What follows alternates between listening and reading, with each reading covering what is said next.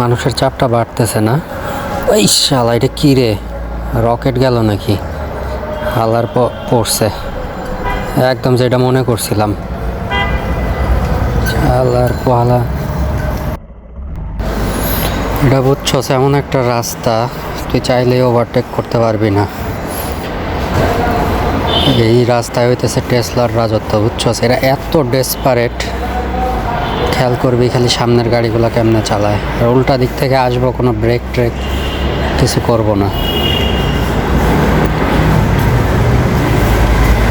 হয় পিছনের ওইটা তো খালি হর্ন বাজাইতেই আছে।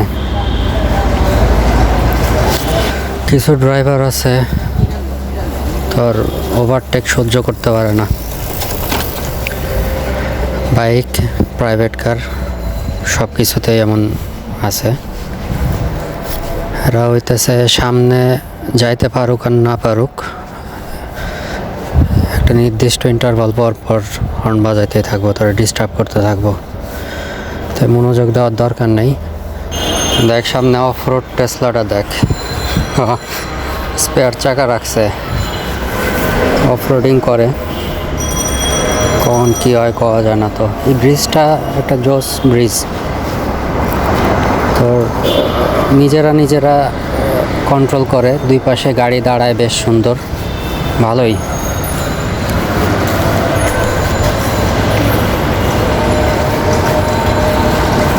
এই পাশে যখন গাড়ি মোটামুটি 10-15টা জমে যায়, তখন হইতেছে ওই পাশেরটা আবার বন্ধ হয়।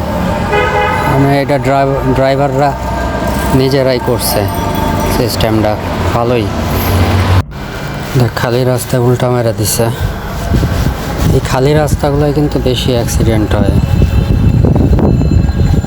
মনে করে যে খালি রাস্তার ভিতরে কেউ আসবে না, ব্রেক খেলে গাড়ি আসতে থাকে আর রাইট ওয়ে থেকে আইসা মেরে দেয়। সন্ধ্যা হয়ে গেল। পড়বি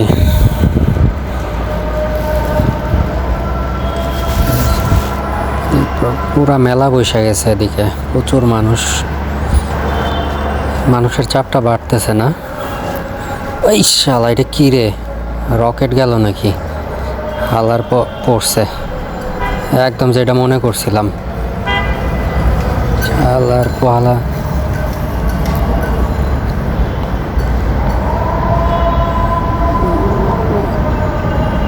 হয় একটু ঘুরে দেখি কি অবস্থা।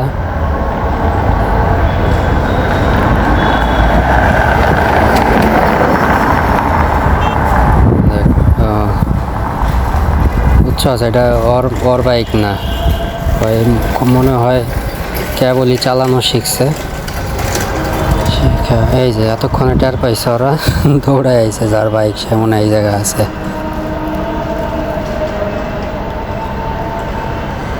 কমু পোলাপান, আয় আয় আয়, চল ওঠ।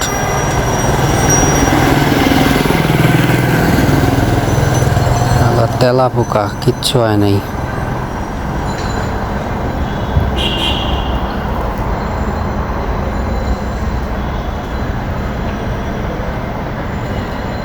ওঠ ওঠ ওঠ।